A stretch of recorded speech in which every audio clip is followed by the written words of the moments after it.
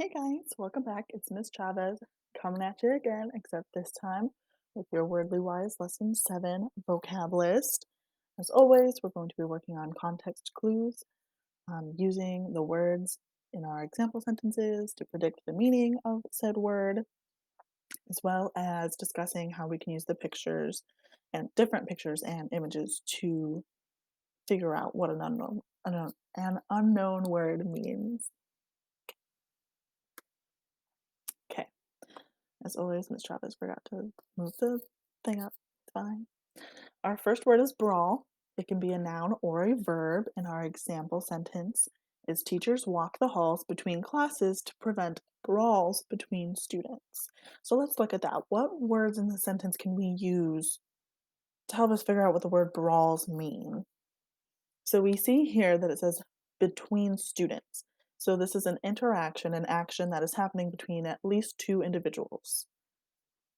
And it's something that we are trying to prevent or stop from happening before it happens. So usually that might be a fight, right? If a teacher is walking the hallways of the school to make sure that students aren't fighting, that makes sense. Let's see if we're right.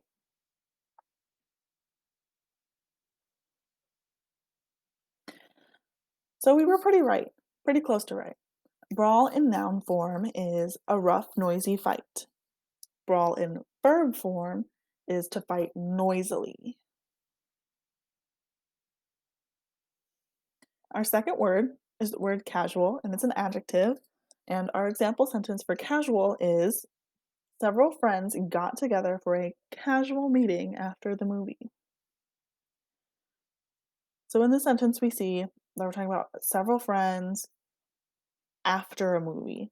So I know from my background knowledge that when I have gone out to the movies with friends and we go to hang out afterwards, it's a very relaxed setting. It's casual. There's nothing fancy going on. So, like we said before, casual is an adjective. So, when something is not planned, we can call it casual. If it's not regular or it's only happening occasionally, we can call it casual. And the third way that we can use casual is suitable for everyday use or comfortable. For example, casual attire. Who remembers attire from our previous Really Wise lessons? It was a vocab word. Casual attire. So think jeans and a t-shirt or sweatpants and a t-shirt.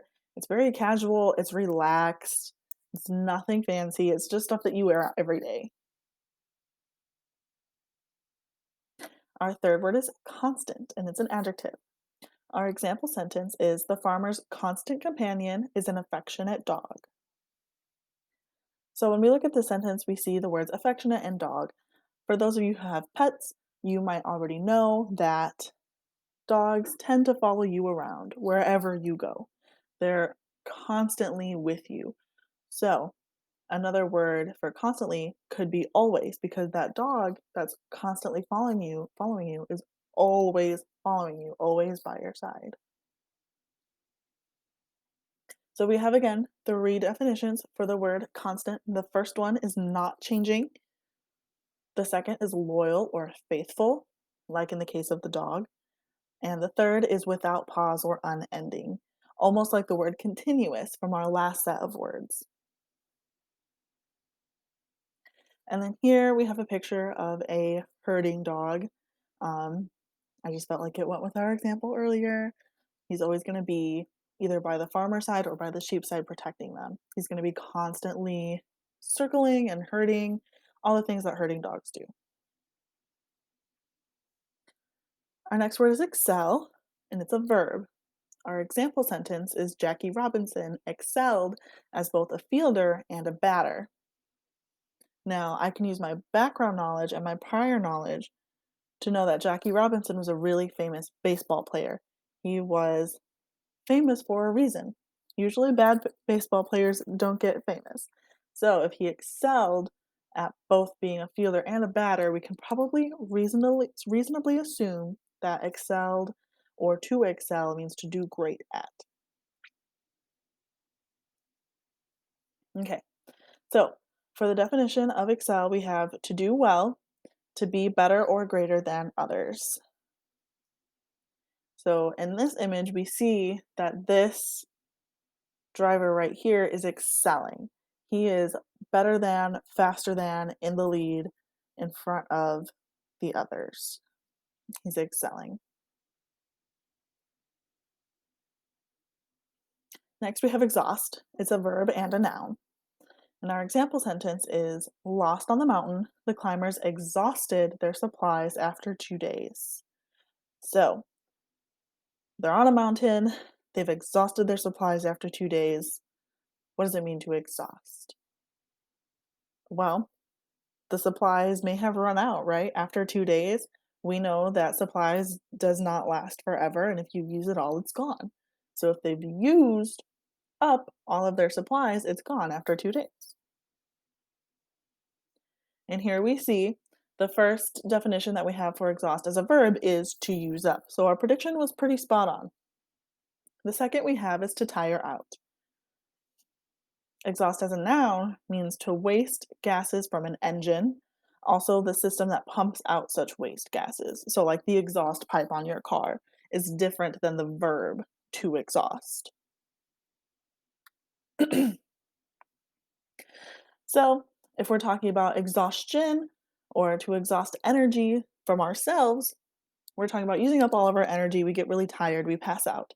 Just like this gentleman here in the image, he's at 100%, he's going, he's full of energy, and then he starts to slowly use up all his energy and he's exhausted and he's drained and emptied and asleep.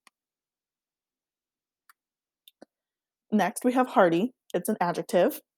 And our example sentence is sage is a hardy plant that can be left outside during the winter. And we live in the Midwest, so we have some pretty decent winters. And we know from our prior knowledge that if we leave plants out during the winter, they're going to die. So if this sentence is saying that this plant can be left outside during the winter, we probably know that hardy means it's going to live. So it's going to be tougher, it's going to be able to handle those harsher, colder conditions if it's going to be able to be left outside during the winter. So here we have our definition, and the definition says able to survive under bad conditions. It's tough.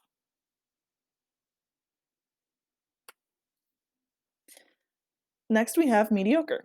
It's an adjective, and our example sentence is mediocre grades make it difficult to get into a good college. So we know that colleges, because we're using words in our sentence, and when we see the word college, colleges require you to have really good grades. So if they're saying it's going to be difficult to get in with mediocre grades, we can safely assume that mediocre does not mean the best or the greatest or good. So, when we get to our definition of mediocre, we see that it means of low or medium quality, barely passable. So, for here, our image, we see that we could probably use average as a synonym for mediocre because we're talking about low or medium, and medium is usually about average. So in our scale of poor to excellent, mediocre would be that average to poor. Next we have monotonous. It's an adjective, and if we change the suffix, remember the suffix is the ending that is on our word. If we change it from OUS to NY, we get a noun, and it's called monotony. And our example sentence is making copies is monotonous work. So what do you do when you make copies? You're standing there at the copy machine and you're just watching them print out. That's it. You're just standing there watching the paper shoot out of the copier. It's monotonous. So what could monotonous mean based on those context clues? So here we see that monotonous as an adjective is always the same, not varying, boring. Monotony, remember we changed the suffix and it becomes a verb. Monotony means lack of variety resulting in boredom. Boring. So for our image, we see that this person is just going around and around and around in a circle. Nothing in the background to look at, just staring ahead, walking in a circle. It's pretty boring, right? It's monotonous. Our next word is originate, and it's a verb. And if we take off the suffix and we just have the root word of origin, so we take off that ate ending and we just have origin, it becomes a noun. And our example sentence is the custom of sending Valentine cards originated in the 1800s. So we're talking about when Valentine cards originated, and it tells us that it was in the 1800s. So we can probably assume that it's talking about when that tradition got started or when it began. Which brings us to our definitions. Originate as a verb means to bring or come into being. Origin as a noun means a beginning or coming into being. So the start of something, where it all started, where it all began. Once upon a time, the beginning. And so we see that the plant all the way to the right originated from a little seed. It started as a seed and it grew. So the origin of the plant is the seed.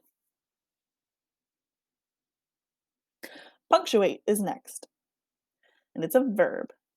And if we change the suffix, we get punctuation, which is a noun.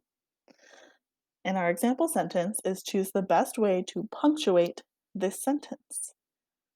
And I think we've talked about in class about punctuation before and how different punctuation marks like periods, commas, and exclamation points can change the meaning of a sentence or how it sounds.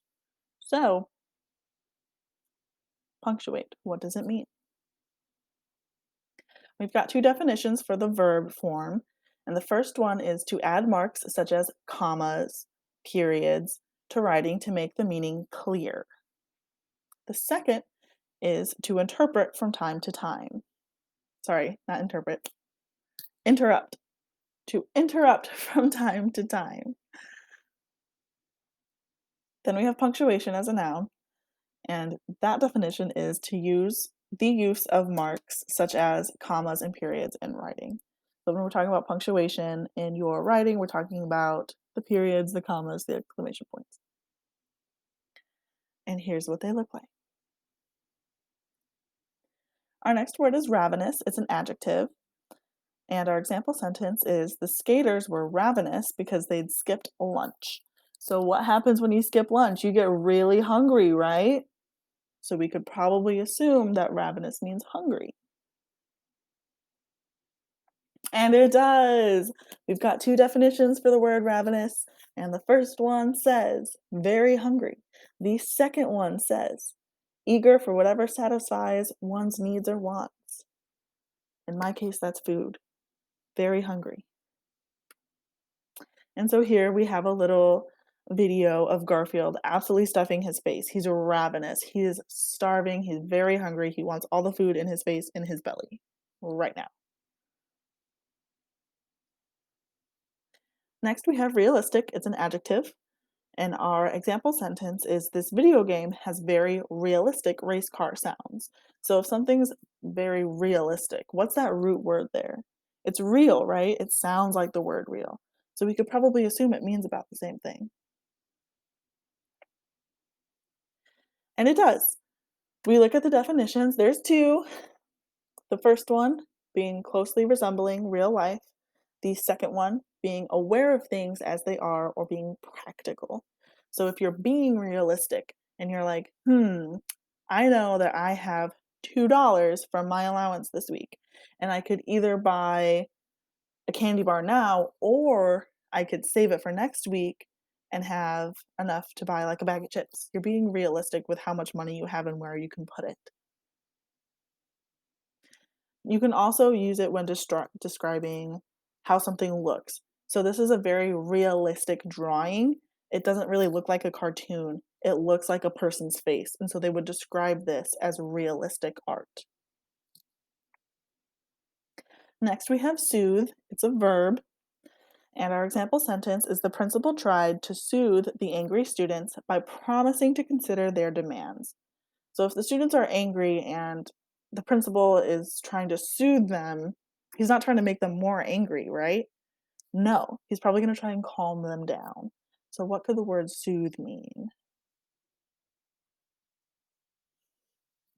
Exactly right. So soothe as a verb means to either make calm or relaxed, or to relieve soreness, to make less painful. So if you're working out, you're pumping iron, or you were out playing football or sports with your friends and your muscles are really sore and you're rubbing them, trying to get all that lactic acid out. Lactic acid is like the stuff that builds up in your muscles that makes you feel sore. You're trying to rub it out, you're trying to soothe your muscles and relieve them of the soreness. Or when your parents would rock you as babies, or if you see them rock your siblings, they're trying to soothe them so they don't cry. They're trying to calm them down and relax them to soothe. Next, we have stampede. Stampede could be either a noun or a verb. And our example sentence is a breeze carried the lion's scent to the antelope and began a stampede of the herd. So, what could stampede mean based on those context clues? And our definitions for the noun is a sudden rush of animals or people, usually by fear. As a verb, it's to take part in a stampede. So you're one of those animals or people being rushed by fear. So, for an example, the scene in The Lion King where all of those buffalo, I think they are, if I'm remembering the movie correctly, um, are stampeding through the gorge being the canyon that they're in. They're stampeding towards Simba. They are rushing. It's driven by the fear of the hyenas.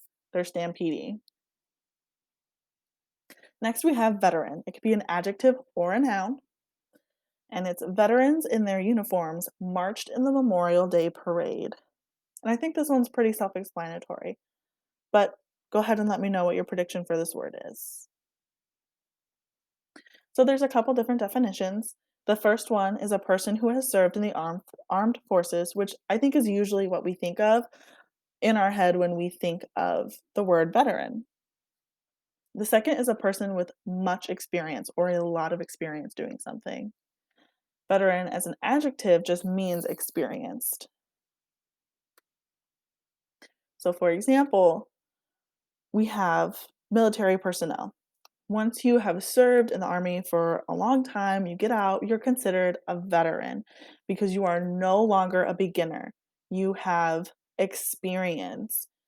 When you first enter the military, a lot of times you're called a cadet or a recruit because you just don't have that experience yet. You're still learning, you're still moving up through the ranks. But then once you've learned all of that and you've gained all that experience, you have then earned the title of veteran because you have that experience. So that was our last word. As always, thank you guys so much for your participation and going through and letting us know your predictions, seeing if you were right, checking for the definitions. I love seeing you using these words, especially in your argumentative essays over these past week or so. It makes me so happy that you're using these vocab words, and I look forward to seeing you use them more. As always, if you have any questions, comments, concerns, anything that you want us to know, go ahead and drop it in the little section on Ed Puzzle. And we are all done with that. So I will see you next time.